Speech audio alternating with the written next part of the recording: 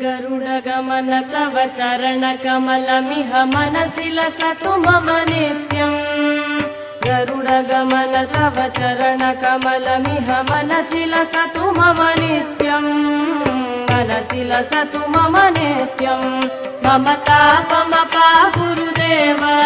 मम पापमपा गुरुदेव मम तापमपा गुरुदेव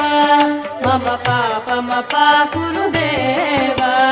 जलजनयन विधिन मुचिहरण मुख विबुध विनुत पद पद्मा जलजनयन विधिन मुचिहरण मुख विबुध विनुत पद पद्मा विबुध विनुत पद पद्मा मम तापमपा गुरुदेव